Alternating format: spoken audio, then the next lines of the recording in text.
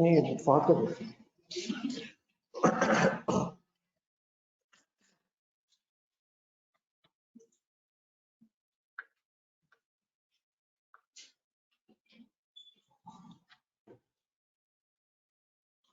बैठे सर, बैठे, इंतजार करो आप लोग।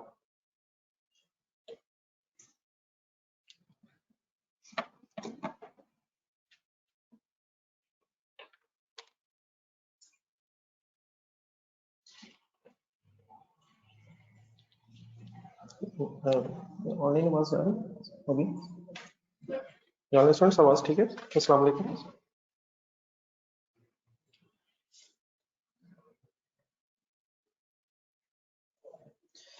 चलिए स्टार्ट करते हैं। अस्सलाम वालेकुम। सब ठीक ठाक है? फिर छुट्टियां जितनी भी हों आखिर गुजर ही जाती हैं।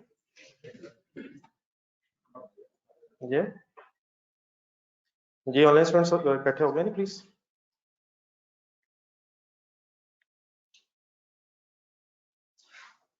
हमारी इस क्लास का सबसे पहला चैलेंज ही ये होना है कि क्लास का टाइम जो 7:30 है, तो शायद पहले दिन ही मुश्किल हो गया और ग्रेजुअली जैसे जैसे ये मंथ्स आगे जाने हैं, अक्टूबर नवंबर, तो इस क्लास के टाइम तक पे पहुंचना ही एक चैलेंज बन जाना है।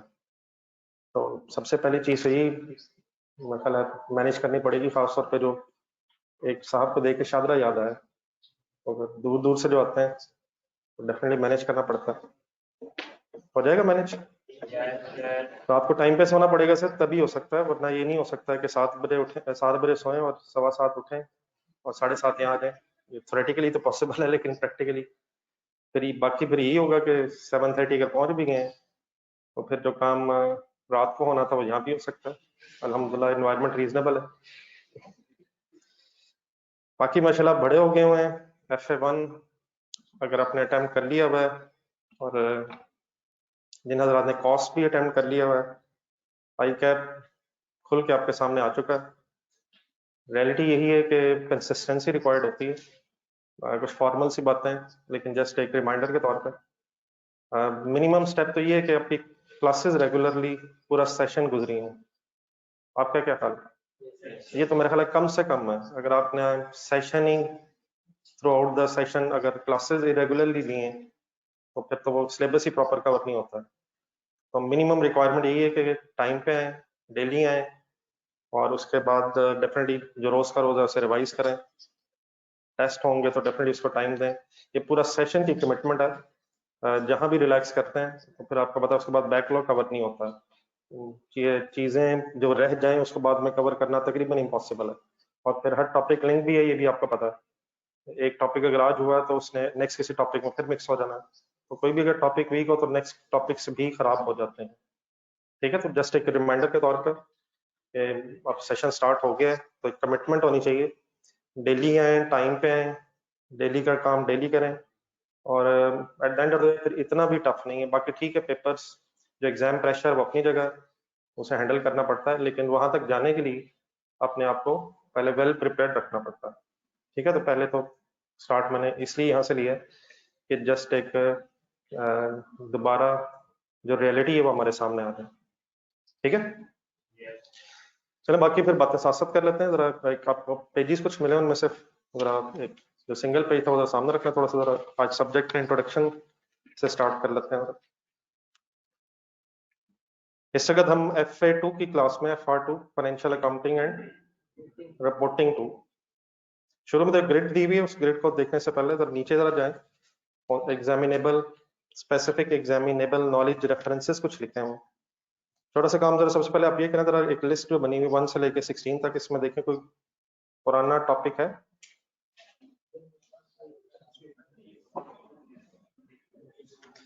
FA1 वाले टॉपिक्स ध्यान में रख के बताएं। IS1 के अलावा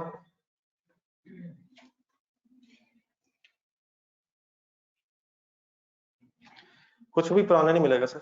IS 1 के अलावा, आखिरी 2 के अलावा बाकी अगर आप देखेंगे जो लिस्ट आपने पढ़ी है तो उसमें सारे या तो IAS हैं या फिर उसके बाद IFRS लिखा है। तो वंस अगेन कुछ एक्स्ट्रा अकाउंटिंग स्टैंडर्ड्स आपके सिलेबस में हैं, ठीक है। जिस तरह FA1 में आपने कुछ अकाउंटिंग स्टैंडर्ड्स पढ़ ली हैं, उसी की बेस पे आप कुछ फर्दर एडवांस्ड अकाउंटिंग स्टैंडर्ड्स आपके सिलेबस में आ जाएंगे। जस्ट टू रिमाइंड, कुछ स्टैंडर्ड IAS के नाम से लिखे हुए हैं और कुछ नीचे जाके IFRS। FA1 में मेरा ख्याल है IFRS के रेफरेंस से स्टैंडर्ड आपके सिलेबस में नहीं था। जो सारे आपने पढ़े, IAS 16 पढ़ा है, 2-3 बताएं जरा। IAS 23 है, IAS 40 है, IAS 36 है, IAS 8 है। तो IFRS के रेफरेंस से कोई स्टैंडर्ड नहीं था। जस्ट टू रिमाइंड, डिफरेंस क्या है, ये IAS कुछ स्टैंडर्ड्स IAS के नाम से IAS 1 वगैरह लिखा हुआ आगे, और कुछ standards are by the reference of IFRS।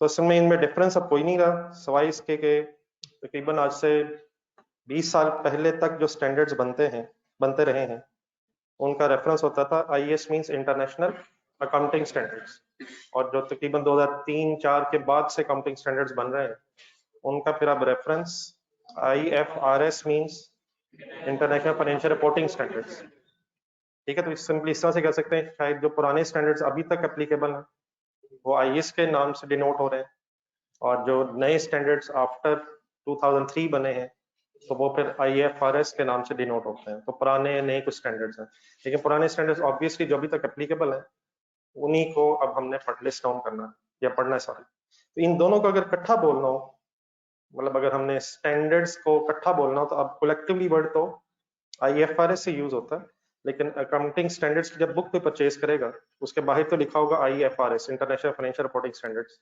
लेकिन अगर उसे ओपन किया जाए तो उसमें IAS वाले स्टैंडर्ड्स भी हैं और IFRS 1, 2, 3, 4 वगैरह स्टैंडर्ड्स भी हैं। तो आपके सिलेबस में आप जरा एक नजर देखना, जरा पहले जस्ट एक नंबरिंग सॉर्ट ऑफ IAS 1 क्या लिखा है, IAS 1 क्या फाइनेंशियल स्टेटमेंट्स का जब वर्ड आता है तो 5 components of financial statements. FA1 में आपने अब सारे कंपोनेंट्स पढ़ लिए हैं, स्टेटमेंट ऑफ फाइनेंशियल पोजीशन भी, स्टेटमेंट ऑफ कॉम्प्रिहेंसिव इनकम भी, चेंजेस इन इक्विटी का भी आइडिया हो गया, कैश फ्लो भी और नोट्स भी। FA2 के सिलेबस में अब इस तरह से कैश फ्लो शायद नहीं आएगी, कैश फ्लो की जितनी डिटेल थी वो FA1 में ही आपने पढ़ी है। अब FA2 में फर्दर कैश फ्लो पे शायद इतनी डिस्कशन ना हो, लेकिन जो बाकी कंपोनेंट्स हैं, statement of financial position, statement of comprehensive income, statement of changes in equity और नोट्स, ये दोबारा शायद इन स्टैंडर्ड्स के एप्लीकेशन की बेस पर दोबारा हमें बनाने पड़ेंगे। कैश फ्लो अब FA2 के सिलेबस का पार्ट नहीं, ठीक है। देन नंबर 2 पे आ जाए, IAS 10। अब ये कुछ बिल्कुल नई चीजें हैं, लेकिन IAS 10 को साथ जरा नीचे लिंक करें जरा नंबर 6 के साथ। जनरली ये IAS 10 का जो क्वेश्चन है, IAS 10 में स्टैंडर्ड वाले स्टैंडर्ड का जो क्वेश्चन एग्जाम में आता है, ये IAS 37 के साथ मिक्स होके आता है। ये थ्योरेटिकल सा स्टैंडर्ड है, इसमें सिनेरियो बेस्ड क्वेश्चंस आते हैं, नॉर्मली कुछ सिनेरियोज बने होते हैं, लेकिन ये है क्या, ये डेफिनेटली लंबी बहस है, तो इंशाल्लाह करेंगे। लेकिन आप अगर नंबर 6 में देखेंगे तो IAS 37 के साथ एक IFRIC 1 भी लिखा हुआ। तो IFRIC 1 से मैं बताता हूँ IFRIC 1 क्या चीज है। नंबर 7 में है IAS 38 के साथ एक ASIC 32 भी लिखा हुआ। तो अभी मैंने आपको बताया था कि IAS के नाम से भी स्टैंडर्ड्स हैं और IFRS के रेफरेंस से भी स्टैंडर्ड्स हैं। देन अगर किसी स्टैंडर्ड को अप्लाई करते हुए रियल लाइफ में अगर कोई अकाउंटेंट स्टैंडर्ड को अप्लाई कर रहा है और वो स्टैंडर्ड पढ़ के उसे महसूस हो कि ये गाइडेंस जो इंटरनेशनल अकाउंटिंग स्टैंडर्ड बोर्ड, अच्छा ये स्टैंडर्ड्स बनाता है, स्टैंडर्ड कौन बनाता है, एक इंटरनेशनल ऑर्गेनाइजेशन है IASB, international accounting standard board है, जिसमें पूरी दुनिया के आप कह लें कि अकाउंटेंट्स की रिप्रेजेंटेशन है। तो ये बोर्ड जो है ये स्टैंडर्ड्स बनाता है। पहले IAS के रेफरेंस से स्टैंडर्ड्स होते थे, नए स्टैंडर्ड्स IFRS के रेफरेंस से हैं।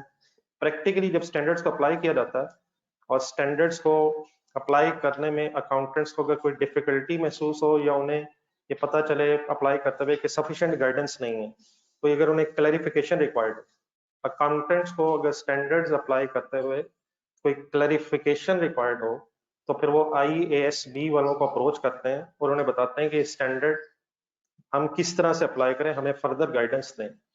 बात मेरी समझ आ रही? स्टैंडर्ड्स अप्लाई करते हुए अगर अकाउंटेंट्स को कोई क्लैरिफिकेशन या फर्दर गाइडेंस रिक्वायर्ड होती है तो IASB को अप्रोच किया जाता है। वो अगर फिर कोई क्लैरिफिकेशन दें कि स्टैंडर्ड को कैसे अप्लाई करना है, इसका जो ट्रीटमेंट है इसको कैसे अडॉप्ट करना है, तो उस क्लैरिफिकेशन को जब वो अकाउंटेंट्स के सामने प्रेजेंट करते हैं, तो जिस जमाने में IAS के नाम रेफरेंस स्टैंडर्ड्स होते थे, उस जमाने में जो इंटरप्रिटेशंस वो देते थे वो SIC के रेफरेंसेस से देते थे। SIC stand for standing interpretation committee, मतलब इनको अच्छा लिखने की शायद अगर जरूरत पड़ेगी तो मैं बता भी देता हूँ, बस जस्ट एक जनरल आइडिया होना चाहिए। ये SIC कब इशू करता है और कौन इशू करता है? IASB वाला बोर्ड इशू करता है, उस वक्त इशू करते हैं SIC को जब किसी एग्जिस्टिंग स्टैंडर्ड को अप्लाई करते हुए कोई क्लैरिफिकेशन रिक्वायर्ड होती है। ठीक है, अब ये 1 2 3 4 वगैरह ये भी 6 बनी हुई है, लेकिन उन 6 में से सिर्फ एक 32 आपके सिलेबस में है।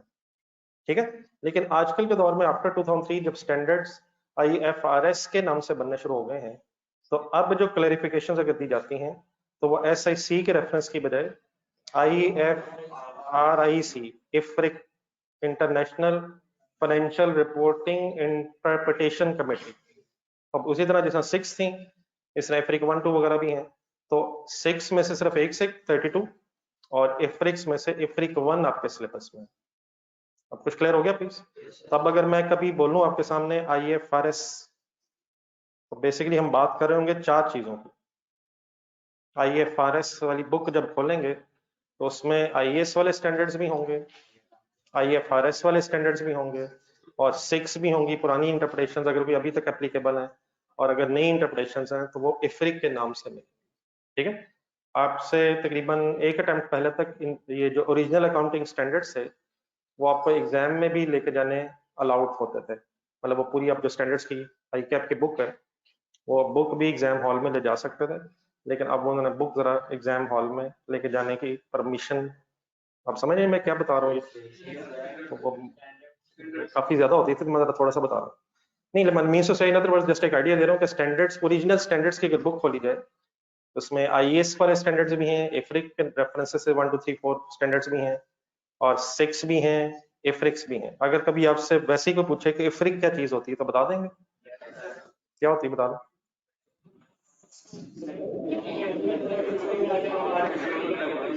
और IFRIC और 6 में क्या डिफरेंस है?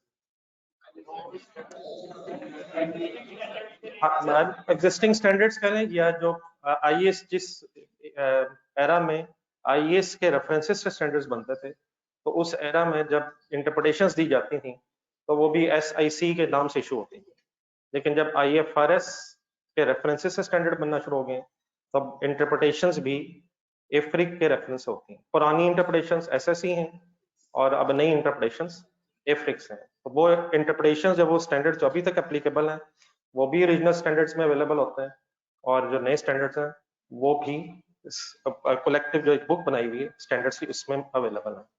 ठीक है, चलिए आज आप जरा लिस्ट कंप्लीट करना। नंबर 2 को साथ में नंबर 6 आपको इसलिए लिंक करके बताया कि इनमें से नॉर्मली 10 37 IAS 10 और IAS 37 का मिलजुल के एक नॉर्मली क्वेश्चन एग्जाम में आता है। फिर IFRIC 1 क्या चीज है ये इंशाल्लाह फिर डिटेल में डिस्कस करेंगे। देन ऊपर वापस आ जाए नंबर 3 पे। One of the main topics of FA2 is income taxes. Number 3 जो लिखा हुआ IAS 12, आप में से बहुत से लोगों ने शायद टैक्स पढ़ भी लिया होगा। कोई ऐसा जिसने ना टैक्स पढ़ा है और ना ही पढ़ रहा है, यानी कि मीन्स उसे जिसने FA2 के साथ अभी शुरू भी नहीं किया? नहीं, मेरा क्वेश्चन क्लियर हो गया? मतलब मेरा सवाल ये है कि कोई ऐसे साहब जिन्होंने ना अभी तक टैक्स पढ़ा है और ना ही वो इस वक्त साथ पढ़ रहे हैं, ठीक है, कोई नहीं, आप मेरे जैसे ही, कोई इशू नहीं, मैंने वैसे ही पूछा। तो फिर इंशाल्लाह इनकम टैक्स वही होगा जो इंशाल्लाह थोड़ा सा मैं बताऊंगा। ठीक है, तो इनकम टैक्स की काउंटिंग हमने IAS 12 में पढ़नी है। आपने इनकम टैक्स के रूल्स पढ़े, इनकम टैक्स का जो आपका सब्जेक्ट है उसकी काउंटिंग कैसे होती है वो फिर हमने IAS 12 में पढ़ना है। वैसे ये इनकम टैक्स क्या चीज है? जिन्होंने पढ़ा हुआ। इनकम पे टैक्स का मतलब इनकम पे टैक्स, लेकिन इनकम के डिफरेंट हेड्स हैं, सैलरी इनकम वगैरह इनकम पे हमारा, लेकिन मेन फोकस बिजनेस इनकम पे हो, salary income, income from property, capital gain वगैरह वगैरह। लेकिन हमारा फाइनेंशियल अकाउंटिंग में बिजनेस इनकम पे, क्योंकि ये फाइनेंशियल अकाउंटिंग जो आप FA1 से पढ़ रहे हैं ये सारी कंपनी से कॉन्टेक्स्ट में। अब ना कोई सोल प्रोप्राइटर की बहस है, ना कोई पार्टनरशिप है, सारी अकाउंटिंग कंपनीज के एंगल से। तो कंपनीज पे अकाउंटिंग स्टैंडर्ड्स कैसे अप्लाई होने हैं, statement of profit and loss में अगर प्रॉफिट आ गया उस पर टैक्स कैसे कैलकुलेट होना है, लॉस अगर आ गया फिर क्या होना है, तो ये सारा इंशाल्लाह IAS 12 में डिटेल में डिस्कस होगा। फिर ये एक ऐसा टॉपिक भी है जो बाकी स्टैंडर्ड्स के साथ भी मिक्स हो जाता है, तो ये शायद बहस जब शुरू हो जाएगी तो उसके बाद फिर जब तक सिलेबस एंड ना हो कि अरे बार बार चीजें बीच में मिक्स होके आती जाएंगी। तो one of the main topics आप कह सकते हैं FA2 का। नंबर 4 में आ रहे, देन IAS 21 एक है जिसमें फॉरेन एक्सचेंज रेट्स की एक बहस है।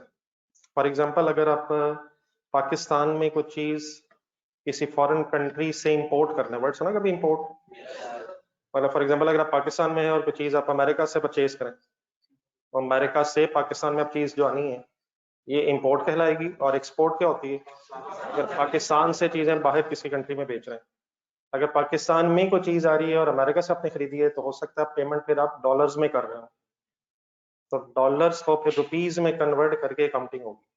जब हम फाइनेंशियल स्टेटमेंट्स बनाते हैं तो ऊपर हम शायद कहीं लिख रहे होते हैं रुपीज, और रुपीज इन थाउजेंड या मिलियंस वगैरह में राउंड ऑफ भी कर रहे होते हैं।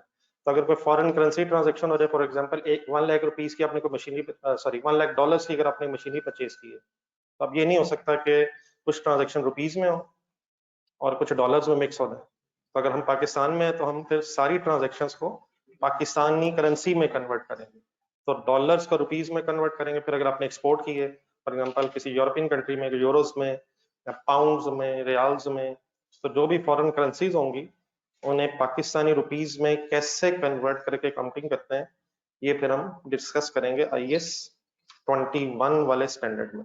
बहुत ज्यादा मुश्किल चीज नहीं है। अपने एक्सचेंज रेट शायद वर्ड सुनो, एक डॉलर आजकल कितने का है, किसी ना भी खरीदा तो थोड़ा बहुत आइडिया तो होगा। तो अगर फॉर एग्जांपल मैं आपसे कहूँ कि 1 लाख डॉलर की कोई परचेज की हमने और 280 रुपीज का एक डॉलर है, तो कैलकुलेटर निकालें जरा, बताएं वो पाकिस्तानी रुपयों में कितने रुपए का होगा। कैलकुलेटर सर, कैलकुलेटर किधर गया सर, चले कोई नहीं, लेकिन लेकिन होना चाहिए। सिंपली क्या करेंगे, 1 लाख मल्टीप्लाइड बाय 280, तो देख लें सिर्फ 1 लाख डॉलर थे हमारे, देखें कितने सारे पैसे बन गए, 28 बिलियन शायद पूरा, नहीं 2.8 नहीं 28 बिलियन, अपने अपने समझ के गिने, अपने समझ के 28 मिलियन 2 करोड़ 80 लाख रुपया सिंपली है, ये बनता है शायद।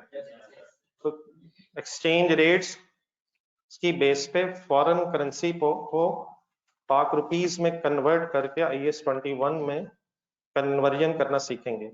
इसी तरह फॉर एग्जांपल, लेकिन अगर आप अमेरिका में हैं तो वहां फाइनेंशियल स्टेटमेंट्स भी बन रही होंगी डॉलर्स में, तो फिर जो भी फॉरेन करेंसीज होंगी अमेरिका में बैठ के, उन सारी फॉरेन करेंसीज को फिर आप डॉलर्स में कन्वर्ट करेंगे। अगर आप इंग्लैंड में हैं वहाँ पाउंड्स में कन्वर्ट करेंगे। तो हमारा फोकस, क्योंकि हम पाकिस्तान में इस वक्त बैठे हैं, तो हम सारी फॉरेन करेंसीज को पाकिस्तानी रुपीस में कन्वर्ट करेंगे, एक्सचेंज रेट्स गिवन होंगे, तो होपफुली कोई बहुत मुश्किल चीज वैसे ये नहीं है। देन उसके बाद हमारे सिलेबस का, FA2 के सिलेबस का जो दूसरा मेन एक पोर्शन है, दैट इज 3-4 डिफरेंट, अभी सीरियल नंबर्स में बताऊंगा, वो जरा ढूंढने पहले। एक तो नंबर 5 है IAS 28, नीचे जाएंगे तो नंबर 9 IFRS 3, और उससे नीचे जाएंगे तो नंबर 10 में IFRS 10। इन 3 सीरियल नंबर्स को इकट्ठा करें तो 5, 9 और 12 सीरियल नंबर्स बोले मैंने, IAS 28, IFRS 3 और IFRS 10। इन 3 स्टैंडर्ड्स को इकट्ठा करने से हमारा जो एक मेन टॉपिक और बनेगा, कंसोलिडेशन।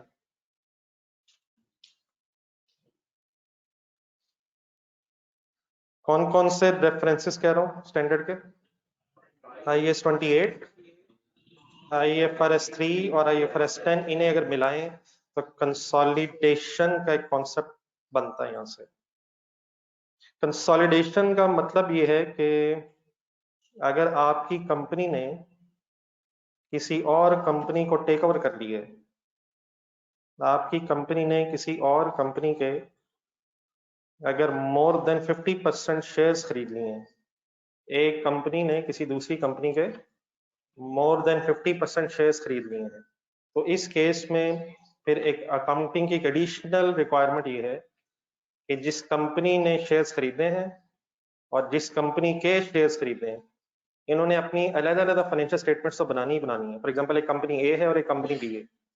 कंपनी ए ने अगर कंपनी बी के मोर देन 50% शेयर्स खरीदे हैं, तो कंपनी ए ने अपनी सेपरेट फाइनेंशियल स्टेटमेंट्स बनानी है, कंपनी बी ने भी अपनी सेपरेट फाइनेंशियल स्टेटमेंट्स बनानी है। लेकिन in addition to these separate financial statements, company A की ये भी रिक्वायरमेंट है कि इन दोनों कंपनीज को इकट्ठा करके, कंसोलिडेशन का क्या मतलब होगा, कंबाइन करके भी एक फाइनेंशियल स्टेटमेंट्स बनानी। तो कंबाइन सिंपली कैसे करेंगे, statement of profit and loss जहन में लाएं जरा। सबसे पहले सेल्स लिखी होगी, कंपनी ए की सेल प्लस कंपनी बी की सेल, कॉस्ट ऑफ सेल, तो सिंपली अगर प्लस कर लें और इस तरह स्टेटमेंट ऑफ फाइनेंशियल पोजीशन में भी प्लस कर लें, तो ये सिंपली क्या हो जाएगा, कंसोलिडेशन हो जाएगी। लेकिन प्लस करते हुए अकाउंटेंट बन के प्लस करना, तो वो अकाउंटेंट बनते के कैसे प्लस किया जाता है, वो इंशाल्लाह फिर मैथमेटिकल प्लस कर लिया ना हमने इसी वक्त, तो ये कंसोलिडेशन तो होगी, लेकिन अकाउंटेंट बन के कैसे प्लस किया जाता है वो इंशाल्लाह फिर इन 3 स्टैंडर्ड्स में डिस्कस करेंगे। तो एक तो मैंने अभी IAS 12 बताया, जिसमें बहुत ज़्यादा शायद हमारा टाइम भी लगेगा। फिर उसके बाद कंसोलिडेशन, ये हमारे 2 मेन ऐसे एरियाज हैं जो बहुत ज़्यादा टाइम भी कंज्यूम करते हैं। अच्छा बात है, इसमें अब FA2 की क्लास में अगर इस वक्त आप हैं और ऑब्वियसली FA1 आपने पढ़ लिया हुआ है, अब FA2 में मैं ये नहीं कहूँगा कि ये कोई मुश्किल चीज़ है। होपफुली जो हजरात मेरे साथ FA1 में थे, वहाँ मैं एक्नॉलेज करता था शायद कि FA1 अभी शायद इतना इजी नहीं है आप लोगों के लिए, पता नहीं करता था ये वैसे में। लेकिन उस वक्त क्योंकि PRC का मैं बड़ा लिमिटेड सा नॉलेज था अकाउंटिंग का, और वो भी हम मानते नहीं थे कि हमने PRC में अकाउंटिंग पढ़ी भी हुई है, तो अक्सर लोगों को एग्जाम पे भी होती थी। वैसे वो MCQs की गेम थी, तो शायद अभी लेवल नहीं था जो रिक्वायर्ड होता है फाइनेंशियल स्टेटमेंट्स की जब हम बात करते हैं। लेकिन अगर हम FA2 में आ जाए आफ्टर FA1, तो अब मेरा ख्याल है आपके कुछ रीजनेबल कॉन्सेप्ट्स इन सेंस कि अगर आपसे कोई अकाउंटिंग एंट्री पूछी जाए तो आप ट्राई कर सकते हैं। अगर फाइनेंशियल स्टेटमेंट्स का मैं वर्ड बोल लूँ, स्टेटमेंट ऑफ फाइनेंशियल पोजीशन की बात करूँ, तो hopefully non current assets, current assets, equity, current और नॉन करंट लायबिलिटीज। अगर चेंजेस इन इक्विटी की बात करूँ तो कुछ कॉलम जेन में आ जाएंगे। होपफुली कुछ कॉन्सेप्ट्स अब आपके हैं। इन स्टैंडर्ड्स में फर्दर ट्रांजैक्शंस होंगी, नई चीजें जरूर होंगी, लेकिन वही एसेट्स, लायबिलिटीज, इनकम्स, एक्सपेंसेस, वही डबल एंट्रीज, एसेट बढ़ रहा है, कम हो रहा है, उधर ही फाइनेंशियल स्टेटमेंट में प्रेजेंट होना है। अगर कभी एक्सट्रैक्ट वर्ड पूछूं आपसे, तो होपफुली समझ जाएंगे हम एक्सट्रैक्ट्स क्या होते हैं, चेंजेस इन इक्विटी क्या होती है, फाइनेंशियल स्टेटमेंट्स में लायबिलिटीज क्या है, इक्विटी क्या है। तो ये होपफुली अब आपको टर्मिनोलॉजीज का आइडिया है। तो ये ऐसा जब ये अंडरस्टैंडिंग में इशू नहीं है, इंशाल्लाह क्लास में जब हम डिस्कस कर रहे होंगे चीजें, तो आपको ये इंशाल्लाह ऐसा फील नहीं होगा कि ये मतलब हमें समझ नहीं आ रहा, समझ इंशाल्लाह आ जाएगा। लेकिन बस चैलेंज फिर यही रह जाएगा कि सिलेबस ज्यादा होता है, इसको मैनेज करना पड़ता है, प्रैक्टिस रिक्वायर्ड होती है। लेकिन अंडरस्टैंडिंग में इंशाल्लाह मुझे उम्मीद है, हिस्टोरिकली भी आपसे जो बड़े बुजुर्ग गुजरे हुए हैं उनको उनके साथ भी एक रिलेशनशिप की वजह से अंडरस्टैंडिंग का इशू नहीं है। लेकिन डेफिनेटली चीजों को इकट्ठा जब करना पड़ता है तो फिर टाइम भी लगता है, प्रैक्टिस रिक्वायर्ड होती है।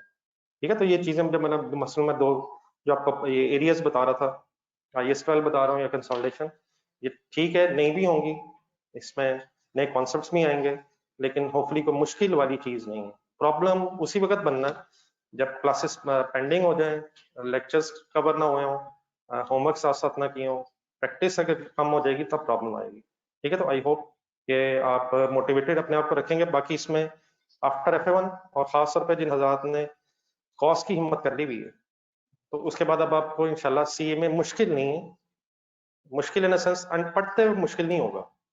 हाँ, टाइम निकालना पड़ता है, प्रैक्टिस करनी पड़ती है, वो एक अलग चैलेंज है, वो तो उस चैलेंज को तो फेस करना ही पड़ता है। अंडरस्टैंडिंग के हवाले से इंशाल्लाह कोई अब मुश्किल वाली बहस इंशाल्लाह नहीं आप फील करेंगे। Through out the C. FA2 कर लेंगे तो उसके बाद जब फाइनल में जाएंगे, एक कॉन्सेप्ट जब बन जाए तो मेरे ख्याल में उसके बाद फिर इंशाल्लाह मुश्किल अंडरस्टैंडिंग के हवाले से, आई होप कि मेरे वर्ड समझ आ रहे हैं।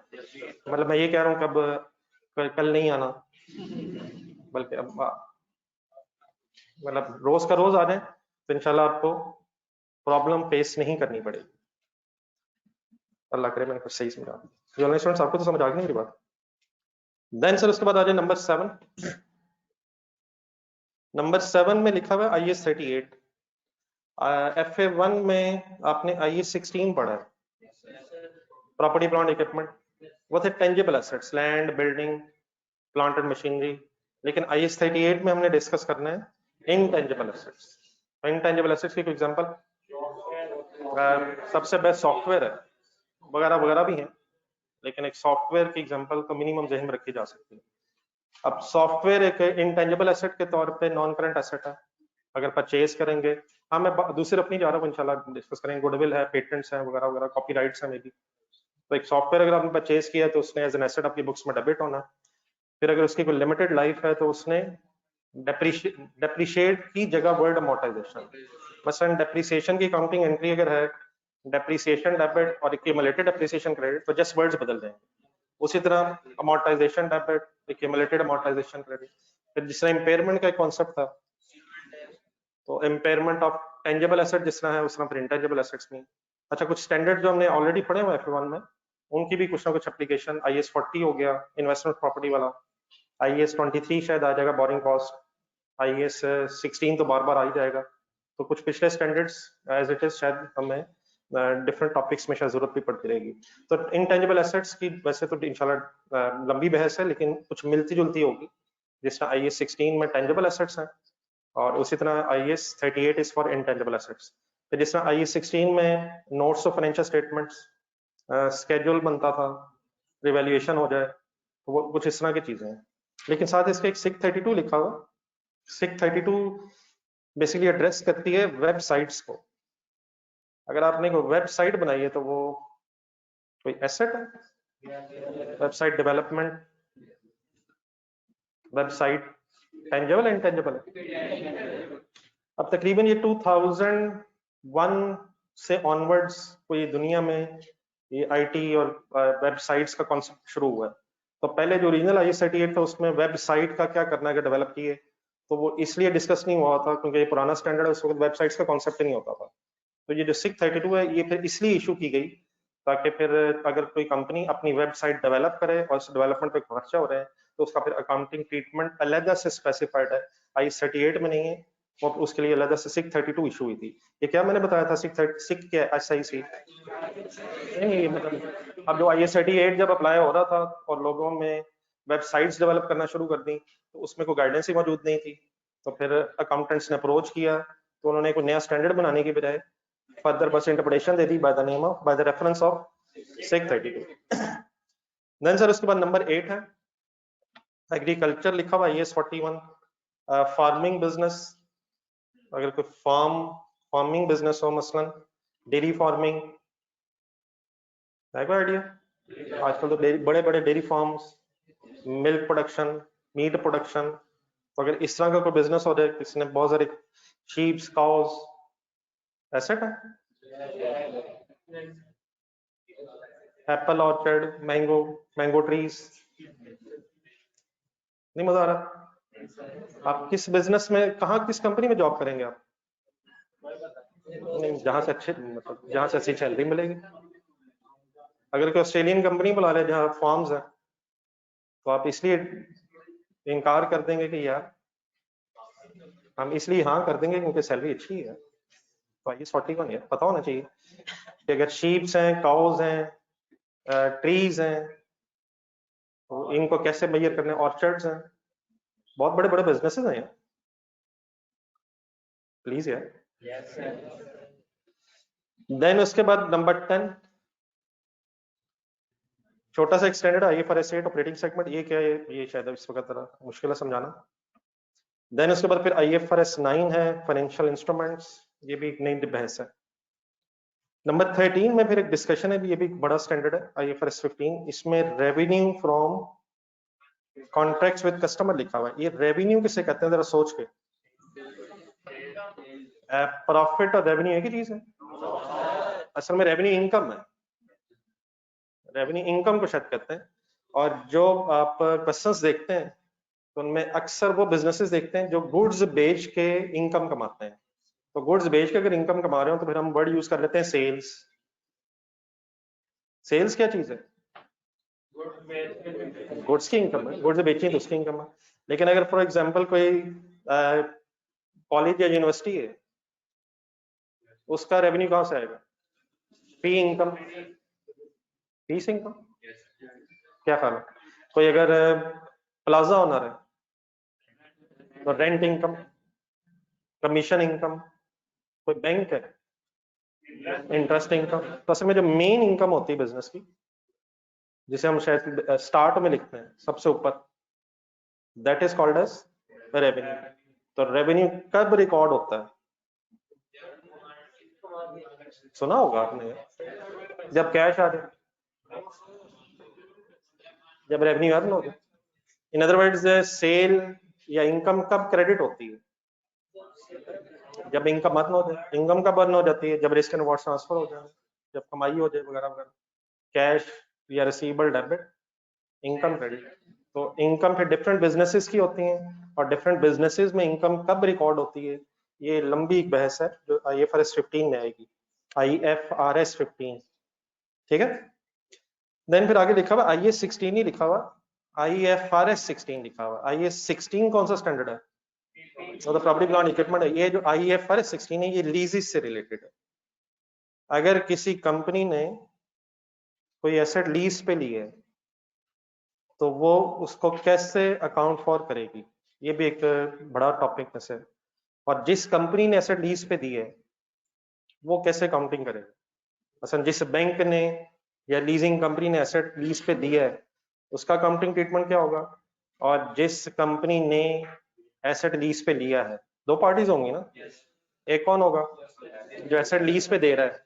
हाँ जी, एक वर्ड बोला है शायद आपने ये सुना होगा, टैक्स में शायद सुना होगा। जिसने एसेट लीज पे दिया है वो लेसर है, और जिसने एसेट लीज पे लिया है तो लेसी का काउंटिंग ट्रीटमेंट क्या है और लेसर का काउंटिंग ट्रीटमेंट क्या है, ये इंशाल्लाह यहाँ डिस्कस करेंगे। हो सकता है आपने लेसी के एंगल से कुछ पढ़ा हो, लेकिन वो इंशाल्लाह फिर जब वक्त आएगा तो मैं जरा बोलूंगा तो देख लीजिएगा मैं सही बोल रहा हूँ या नहीं, मैं यही कहूँगा।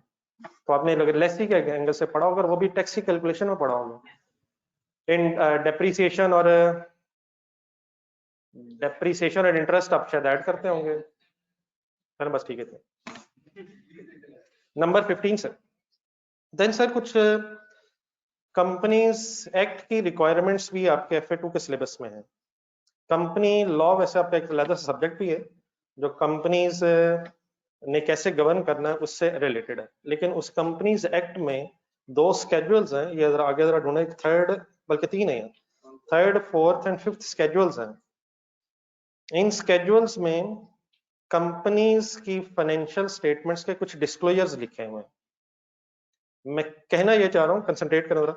IAS 16 जरा जहन में लाए जरा, IAS 16 प्रॉपर्टी प्लांट इक्विपमेंट, उसमें कुछ डिस्क्लोजर रिक्वायरमेंट्स हैं।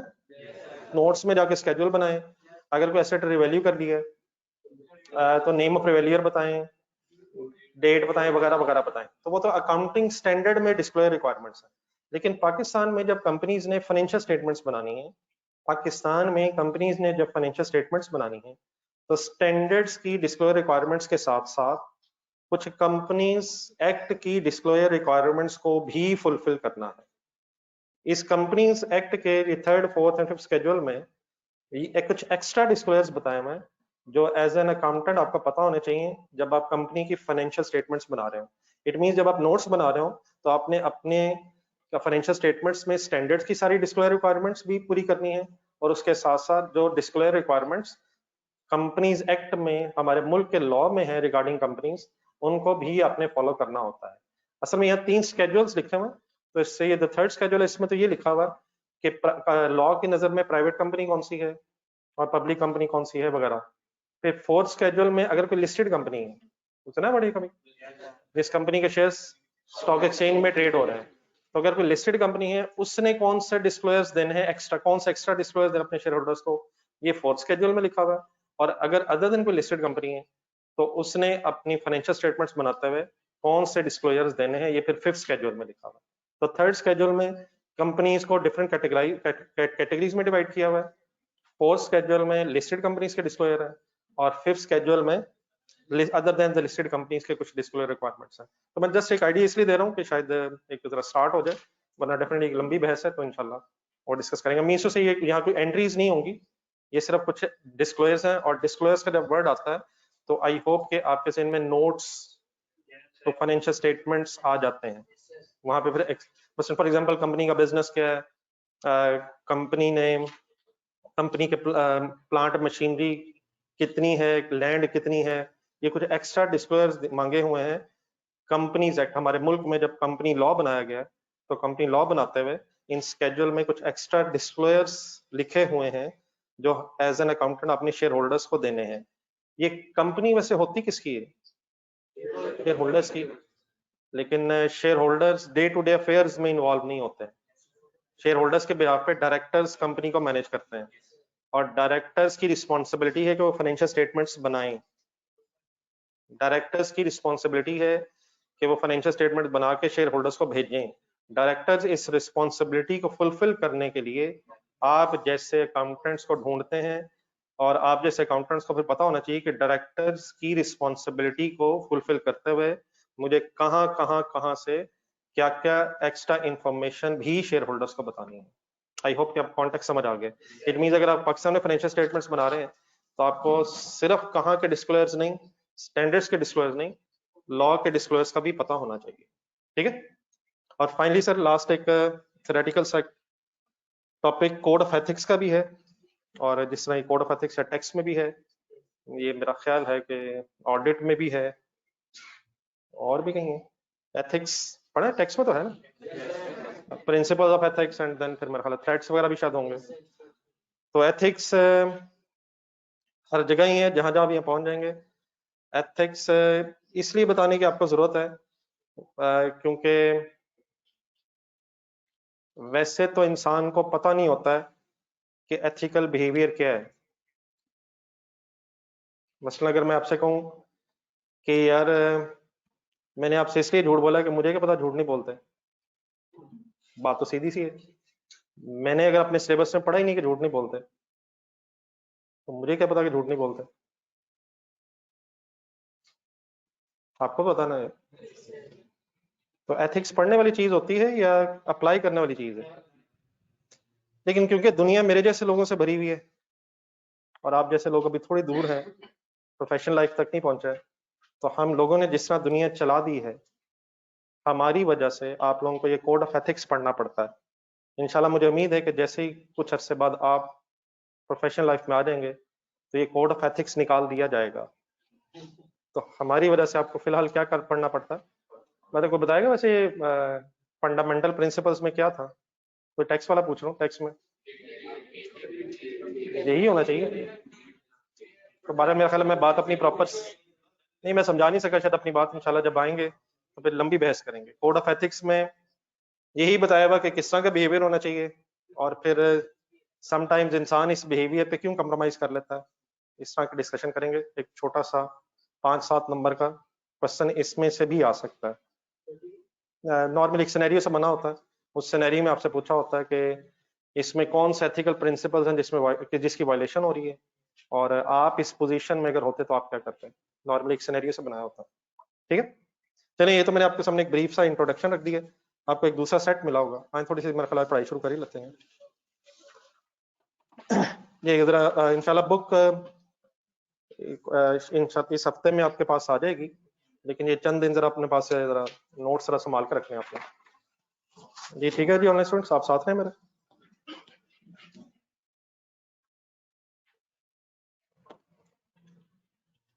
कोई मेरी बात में इनिशियली कोई क्वेश्चन रह गया हो?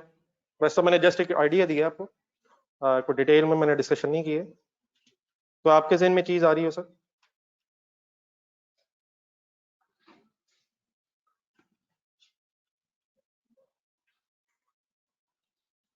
ये मुबीन जरा ये कमेंट्स खोलो, ये कमेंट्स रखो, ये पढ़ लो।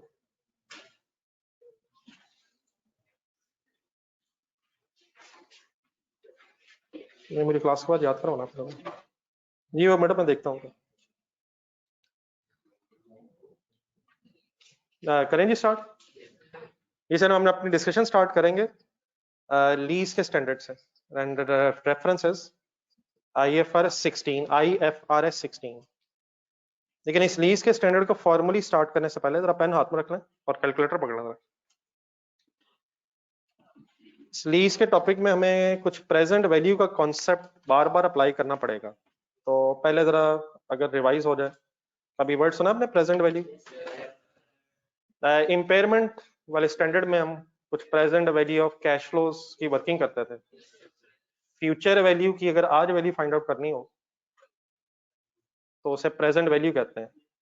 आज से 5 साल बाद अगर आपने 5 लाख रुपया देना है तो उसकी आज वैल्यू क्या है, अगर कैलकुलेट करना चाहें तो उसे क्या कहते हैं, प्रेजेंट वैल्यू।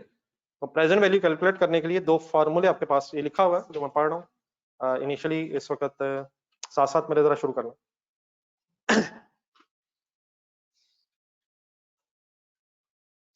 ये सर प्रेजेंट वैल्यू कैलकुलेट करने के दो फॉर्मूले हैं। एक लेफ्ट साइड पे लिखा है आपके डिस्काउंटिंग और ऑपोजिट साइड पे लिखा हुआ है एन्यूटी। डिस्काउंटिंग का फॉर्मूला काइंडली जरा देख के बोले क्या लिखा हुआ। I stands for interest rate और N stands for number of years। अच्छा ये माइनस N है, आपने शायद क्यूएम में एक पॉजिटिव N भी पढ़ा हो, वो कंपाउंडिंग होता है। तो कंपाउंडिंग की बहस नहीं हमारी, फ्यूचर वैल्यू से आज प्रेजेंट वैल्यू की तरफ आना। तो I stands for interest rate and N stands for number of periods और माइनस N मींस हम वापस आ रहे हैं, फ्यूचर से वापस आ रहे हैं। बंद करना बंद करना नहीं आप रहने दो, मैं करवा देता हूं। थोड़ा सा वैसे चलता रहना, स्लो करा दो वो सर थोड़ी सी, वरना बाकी दिन के डायरेक्टली दिन पे नहीं आ रही, आप पे शायद इसी डायरेक्ट आ रहा है, तो थोड़ा स्लो कर लेता हूं। मैं तो बड़ा खुश हुआ था क्योंकि सवाल आ रहा है। आपने जब हाथ उठाया तो मैं तो बड़ा खुश हुआ था कि शुक्र है कोई सवाल है, वरना मैं अकेला बोल ही जा रहा था। लेकिन ये तो सवाल बड़ा चैलेंजिंग आ गया, थोड़ा स्लो कर देना बस। ठीक है ठीक है जी sir. 1 + I - N it is the formula of discounting. Present value लेने का एक फॉर्मूला है। ऑपोजिट साइड पे एन्युटी लिखा हुआ है, लेकिन उसको एक सेकंड छोड़ दें, पहले नीचे है जरा एक एग्जांपल देखें। एन्युटी का फॉर्मूला एक सेकंड छोड़ के जरा पहले नीचे है, लिखा है कंपनी इज रिक्वायर्ड टू पे। आइडिया आप लोगों को है लेकिन प्लीज जरा सही तरह रिवाइज कर लीजिएगा। A company is required to pay 1 lakh rupees at the end of 5 years and suppose interest rate is 10%। present value PV means present value calculate करवाएं जी, कैसे करूं। फ्यूचर वैल्यू ली जाती है, एन्युटी का सॉरी डिस्काउंटिंग का formula 1 + interest rate 10% है, लिख solve करके लिखेंगे आप तो 10% मींस 10/100 तो 0.1 हो जाएगा। नहीं कैलकुलेट करना जिनके पास है प्लीज। 0.1 कैसे बना, 10/100। अगर 12% होता तो 0.2 हो जाना था, 15% होता 9% होता तो 0.09 हो जाना है। एक दफा चेक कर लें जरा। तो 9% डजंट मींस 0.9, 0.9 से वो 90% हो जाएगा। इधर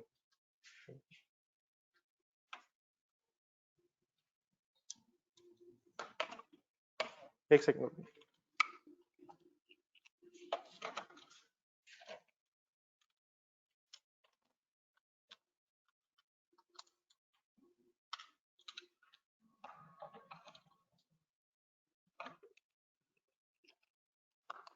तो 0.1 मींस आपने जब फॉर्मूले में अप्लाई करना है तो आपने फिर उसे सॉल्व करके लिखना है और ब्रैकेट क्लोज करके n नंबर ऑफ पीरियड्स कितने हैं यहाँ -5। सब लोग प्लीज कैलकुलेट कीजिएगा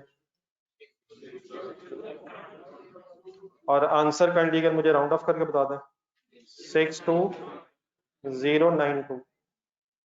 1 लाख रुपीस क्या है, तो वो 1 लाख जो 5 साल बाद देना है उसकी आज की वैल्यू 62,092 रुपीस बन रही है। आपके पास पेज है, साथ साथ लिखा तो है लेकिन साथ साथ नोट करते जाइएगा, जरा यूज्ड हो जाए। प्रेजेंट वैल्यू अगर आपने लेनी है तो फ्यूचर वैल्यू लेंगे, 1 प्लस आई माइनस एन फॉर्मूला अप्लाई करेंगे, और इज इक्वल टू अगर आप करेंगे तो आपके पास फ्यूचर वैल्यू की प्रेजेंट वैल्यू कैलकुलेट हो जाएगी। ठीक है, any confusion? Immediately after this calculation एक और लाइन पढ़े जरा, दोबारा लिखा है कंपनी इज रिक्वायर्ड टू पे 1 लाख, लेकिन आगे लिखा है at the end of each year for next 5 years. पहले तो जरा डिफरेंशिएट कर लें, जो ऊपर लाइन थी और नीचे वाली लाइन, इसमें क्या फर्क है? वहाँ एक अमाउंट है जो 5 साल बाद पे होनी है, एक दफा 1 लाख रुपए 5 साल बाद। यहाँ 1 लाख हर साल के एंड पे 5 दफा, तो यहाँ 1 लाख की 5 अमाउंट्स होंगी, ऐसे ही है। अब फॉर एग्जांपल एक सेकंड बोर्ड पर देखें जरा, अगर लेट्स अज्यूम आज आपसे कहा जाए कि आज डेट है 1 जनवरी सपोज 2020, वो तो नीचे वैसे लिखा, मैं जरा चेंज कर रहा हूँ। तो पहली अमाउंट कब पे होनी है? 31 दिसंबर 2020। Next one 21, 2022, 2023। कितनी अमाउंट्स हैं? 5 अमाउंट्स हैं, तो 2024 तक ये चलेगा। 1 lakh at the end of each year for next 5 years। Sentence में जो डिफरेंस है वो समझ आ गया था? वहाँ एक ही अमाउंट है जो 5 साल बाद पे हो रही है, और यहाँ 1 लाख की अमाउंट हर साल फॉर नेक्स्ट 5 इयर्स पे हो रही है। अब एक सेकंड जरा बोर्ड पर देखें, इसकी प्रेजेंट वैल्यू कैसे कैलकुलेट करें? नहीं, एन्युटी तो ठीक है, लेकिन लॉजिकली वैसे भी हो सकता है जो जैसे भी किया। क्या मैं ज्यादा वर्किंग नहीं कर सकता? ये जो पहला 1 लाख होगा मल्टीप्लाइड बाय 1 प्लस 0.1 माइनस 1 हो जाएगा। जो अमाउंट 1 साल बाद है उसकी आज वैल्यू निकालने के लिए -1। नेक्स्ट कैसे करूं? तो डिस्काउंटिंग का फॉर्मूला यूज हो जाएगा, लेकिन डेफिनेटली वर्किंग जरा हमें जितनी अमाउंट है उतनी अलग अलग करनी पड़ रही है, क्योंकि हर अमाउंट का जो टाइम पीरियड है वो डिफरेंट हो गया। पहले एक ही अमाउंट थी 5 साल बाद, अब ये हर साल के एंड पे 5 डिफरेंट अमाउंट्स हैं जो ईयर वाइज गैप के साथ है। तो यहाँ भी डिस्काउंटिंग का फॉर्मूला यूज हो सकता है। तो पहले जरा काइंडली वर्किंग करना, जरा यूज तो हो जाए।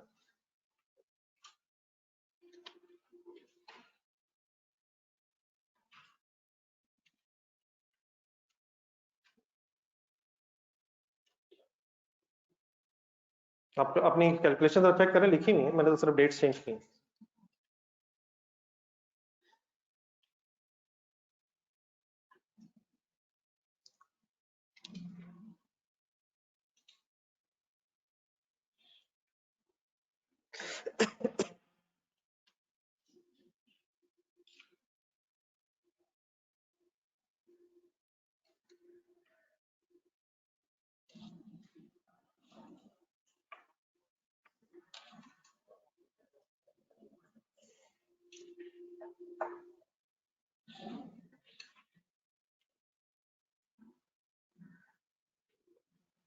Round up please wherever is required।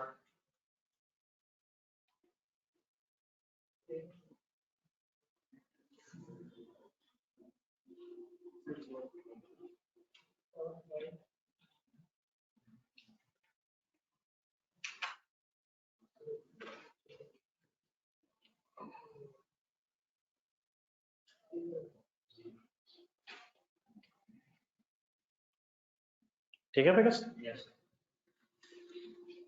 अब ये तो बेटा इंडिविजुअली प्रेजेंट वैल्यूज हैं। अगर इन 5 अमाउंट्स की प्रेजेंट वैल्यू का सम करना हो तो फिर एक टोटल करें। 379079। क्या है ये 379079? 8 है, ये 9 है यार। 8 है तो 8 है, 8 अपने पास ठीक कर रहे हैं। 301 है, 301 चेक कर लें मेरे पास, वो कह रहे सही। चेक कर लें कैलकुलेशन चेक कर लें। नहीं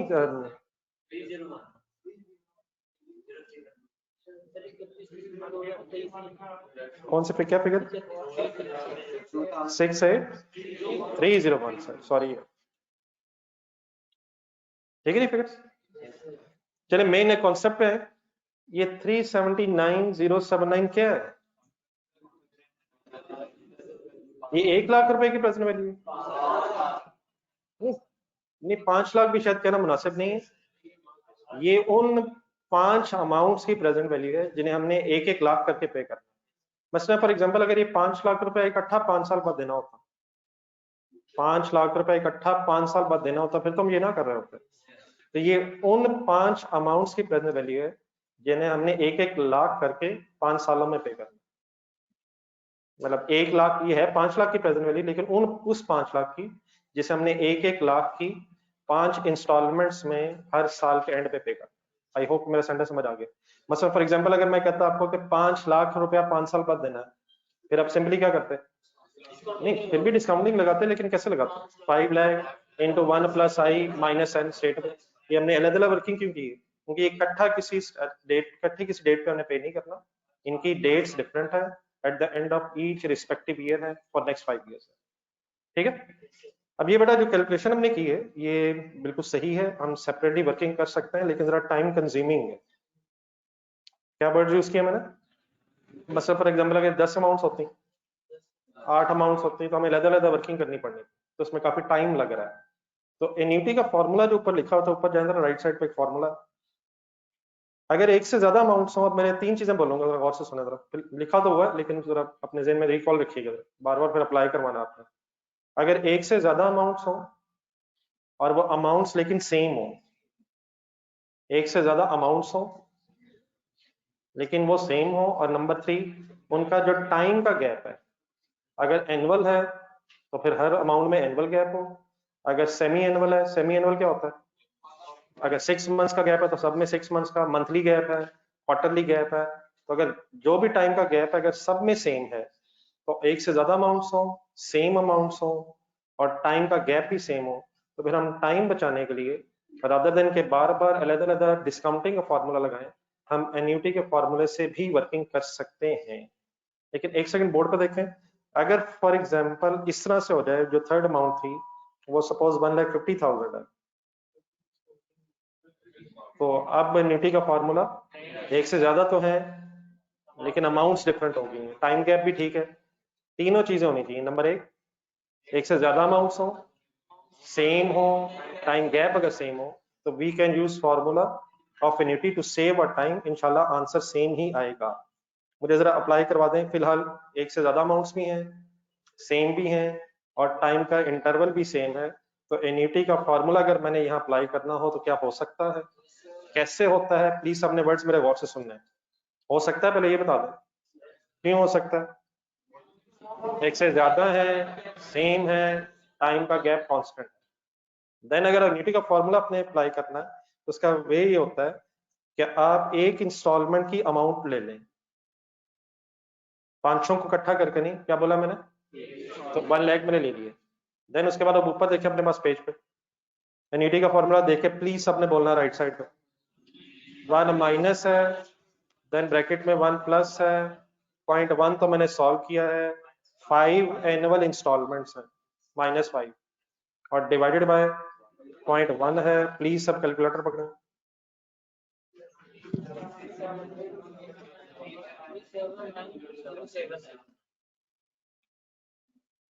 वो जो टोटल आया है वो टोटल निकालने का समराइज फॉर्म में टाइम सेव करते हुए तरीका क्या है कि आप एन्युटी का फॉर्मूला यूज कर सकते हैं। एन्युटी का फॉर्मूला लेकिन अगर यूज करना है तो एक इंस्टॉलमेंट की अमाउंट लेनी है, सबको प्लस नहीं करना।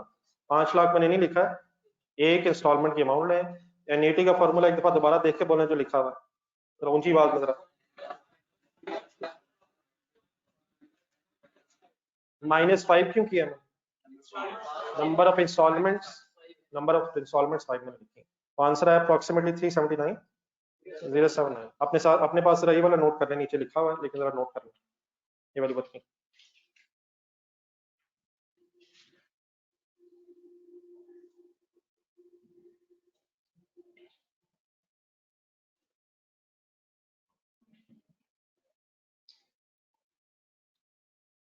जी बेटा ऑनलाइन स्टूडेंट्स आपको याद आ गया?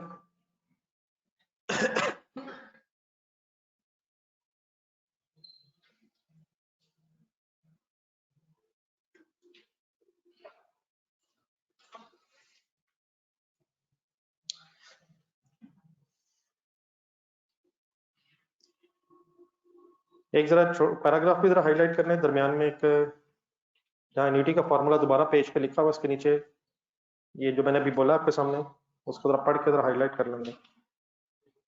अलग-अलग वर्किंग हो सकती है, उसमें इशू नहीं है, वो गलत नहीं है जो अलग-अलग वर्किंग की है। सिर्फ in order to simplify the calculation we can use the formula of annuity if there are more than one installments. However, this formula can only be used if the amount are same and the time interval between the amounts is constant.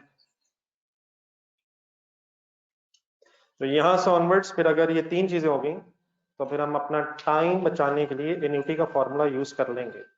अगर एक amount है और उसकी आपने present value लेनी है तो उस केस में एन्युटी का फॉर्मूला अप्लाई नहीं होगा। एन्युटी का फॉर्मूला अप्लाई करना अगर तो एक से ज्यादा अमाउंट्स कम से कम होनी चाहिए और डेफिनेटली फिर आगे भी। बट अगर मेरा ख्याल है कि शायद आप लोगों ने, तरीका तो वैसे उसका भी है लेकिन अभी शायद आप लोगों ने पढ़ा ना, इसलिए मैं उस तरफ नहीं जा रहा। अगर एक से ज्यादा अमाउंट्स लेकिन वो डिफरेंट हो जाए तो फिर हम डिस्काउंटिंग का फॉर्मूला ही यूज कर लिया करेंगे। वैसे तो उसके भी शॉर्टकट वेज है, अगर मैंने महसूस किया कि आपको कुछ याद है या जरूरत है तो फिर इंशाल्लाह फर्दर डिस्कस कर लेंगे। फिलहाल एन्युटी का भी यूज होना ये क्लियर कर लेंगे। जब एक से ज्यादा सेम अमाउंट, एक से ज्यादा अमाउंट है सेम है लेकिन अगर डिफरेंट हो जाए तो फिर एन्युटी का फॉर्मूला यूज नहीं होगा, फिर हम डिस्काउंटिंग का फॉर्मूला अप्लाई करें। ठीक है बेटा।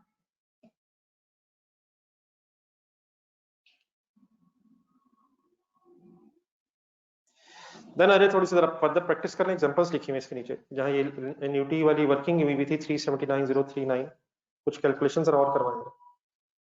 4 एनुअल इंस्टॉलमेंट्स ऑफ रुपीज, मिल गया कौन सा पढ़ा, 71,465 payable at the end of each year. Underline करना दरअसल रेट 16% है। कितनी इंस्टॉलमेंट्स है, एन्युटी लग सकता है, क्यों, कैसे अप्लाई करूं, इंस्टॉलमेंट की अमाउंट उठाएं 71,465, एन्युटी का फॉर्मूला से मिलाएं 1 माइनस 1 प्लस रेट ऑफ 16% दिया हुआ है 0.16 माइनस 4 क्यों हुआ, 4 इंस्टॉलमेंट्स हैं 0.16 लिखें और सॉल्व करें। 19997 अप्रोक्सीमेटली टू रुपीज में राउंड ऑफ करते हैं। ये नोट करें प्लीज, आप भी लिखा हुआ है लेकिन काइंडली लिखते रहें जरा साहब, कैलकुलेशंस भी करें, जरा यूज टू करें अपने आप को।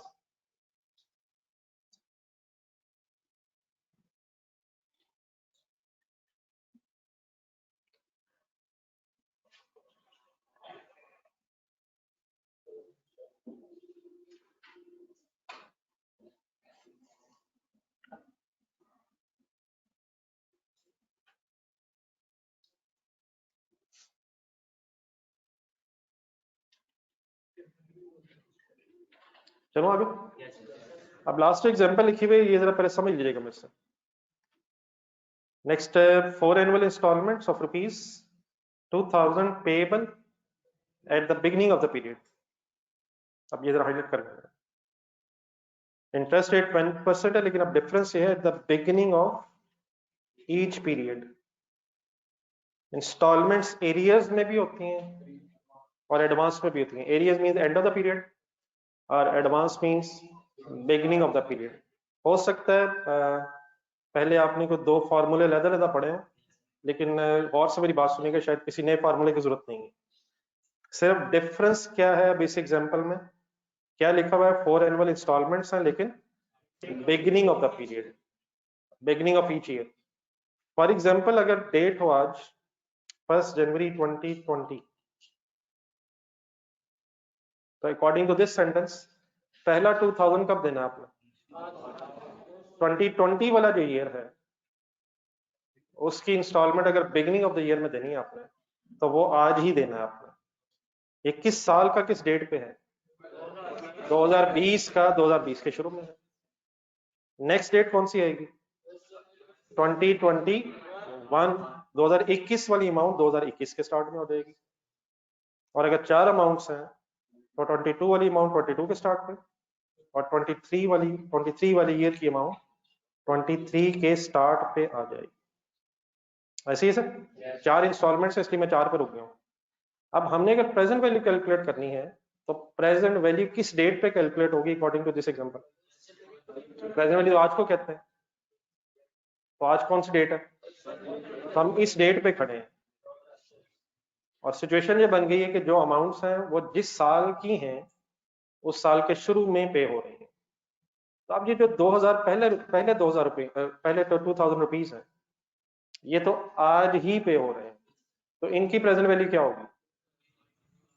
तो ये एक तो फ्यूचर अमाउंट ही नहीं, आज के एंगल से ये पहला 2000 तो as it is present value ही है। लेकिन जो अगली 3 अमाउंट्स हैं, क्या इनकी आज प्रेजेंट वैल्यू कैलकुलेट होगी? डिस्काउंटिंग लग सकता है? लग सकता है, ये ना कि लग नहीं सकता। कैसे मसला लग सकता है? जो सेकंड अमाउंट है उसकी प्रेजेंट वैल्यू 1 प्लस आई माइनस 1 हो जाएगी, माइनस 2 हो जाएगी, माइनस 3 हो जाएगी। लेकिन फर्स्ट अमाउंट की प्रेजेंट वैल्यू कैलकुलेट करने की जरूरत क्यों नहीं? वो तो आज ही है, वो तो पहले ही प्रेजेंट वैल्यू। तो 3 फिगर्स है रिमेनिंग, उनकी प्रेजेंट वैल्यू डिस्काउंटिंग के फॉर्मूले से कैलकुलेट हो सकती है।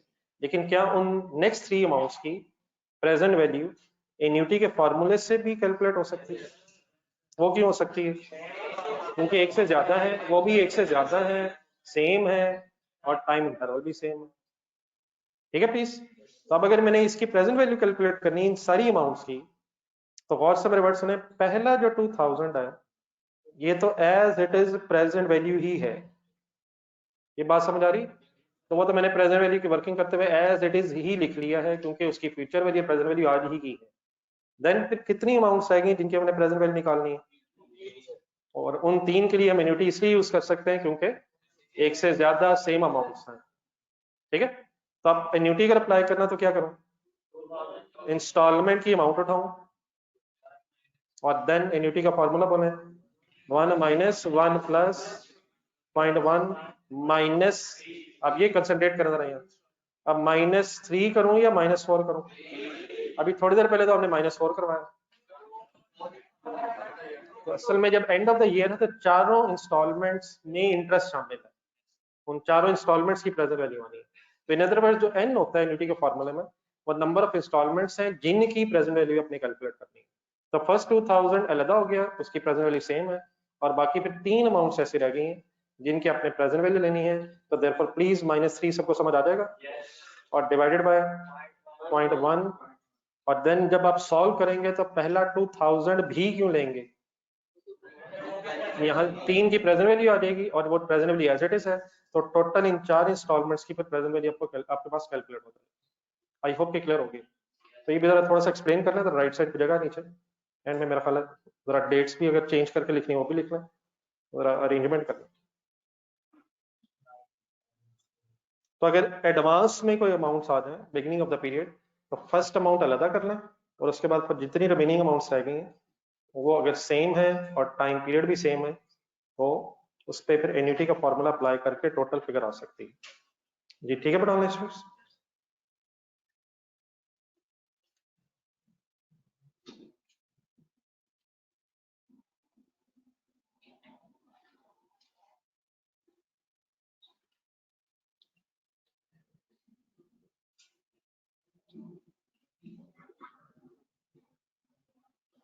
Any confusion please?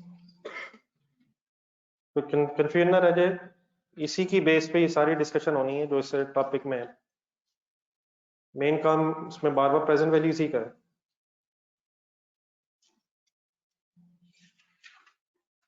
जी कोई आंसर बता दो अप्रोक्सीमेटली।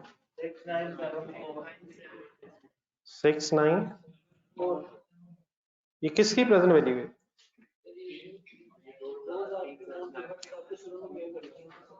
उन 4 2000 की अमाउंट्स की जिन्होंने हर पीरियड के स्टार्ट पे होना है, हर साल के स्टार्ट पे होना है। उसमें पहला भी है 2000 और बाकी 3 की भी प्रेजेंट वैल्यू। इससे पिछली एग्जांपल देखें जो 71,465 थी, अगर ये eight the beginning of the each period होता तो फर्स्ट 71,645 एज इट इज हो जाता, और देन 71465 और उसकी फिर -3 की बेस पर -3 इसलिए रह जाता है क्योंकि पहली amount as it is present value की बेस पे लदा होगी। एक नजर आप पेज रिवाइज कर लें, कोई अगर कंफ्यूजन है इस फर्स्ट पेज पर आपके सामने, वरना फिर आगे चलते हैं।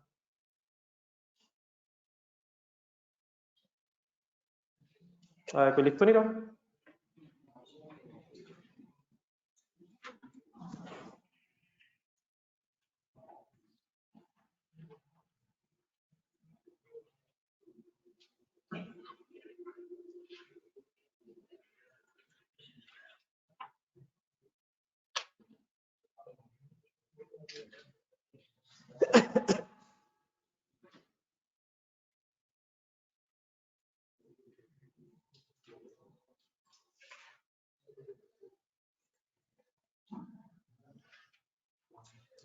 जी, इस फर्स्ट पेज की बड़ा समरी सिंपली ये है कि अगर आपको प्रेजेंट वैल्यू कैलकुलेट करनी पड़ जाए तो दो फार्मूले हैं। बाय डिफॉल्ट फार्मूला यूज होगा 1 plus interest rate minus n, और अगर लेकिन एक से ज्यादा अमाउंट्स हैं वो सेम है और उनका टाइम गैप सेम है तो आप अपना टाइम सेव करने के लिए एन्युटी का फॉर्मूला भी अप्लाई कर सकते हैं। और एंड में ये फिर पता चला कि जो अमाउंट्स हैं वो पीरियड के स्टार्ट पे भी हो सकती हैं और पीरियड के एंड पे भी हो सकती हैं, तो अकॉर्डिंगली फिर आप अपने आप को एडजस्ट कर लेंगे।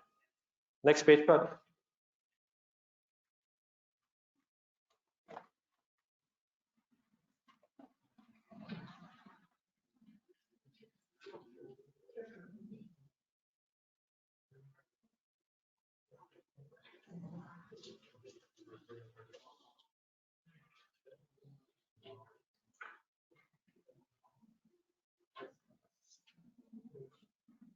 तो पढ़ने आ गए, बस करें आज, बस करें। आपको लगा मैंने आपसे ओपिनियन ली है, चले मेरा ख्याल आज आपकी बात मान लेते हैं। कल से इंशाल्लाह फॉर्मली अपना टॉपिक स्टार्ट करेंगे, लेकिन ये पहली और वरना क्योंकि अगर आपकी बात मानना शुरू हो गया तो फिर मेरा ख्याल है आप चलिए कल से इंशाल्लाह फिर ली स्टार्ट करेंगे। लेकिन बेटा इसमें सिर्फ हमारी क्लास का जो इस वक्त बिगेस्ट चैलेंज है वो सुबह का टाइम है। तो आज तो मैं शायद 10 मिनट जरा थोड़ी सी मैंने क्लास जरा लेट शुरू की है, वरना कोशिश करेंगे कि टाइम वेस्ट ना हो और तकरीबन एग्जैक्टली 7:30 पे क्लास स्टार्ट करना है। आ जाया करेंगे। अल्लाह हाफिज, चलें इंशाल्लाह फिर कल डिस्कस करते हैं।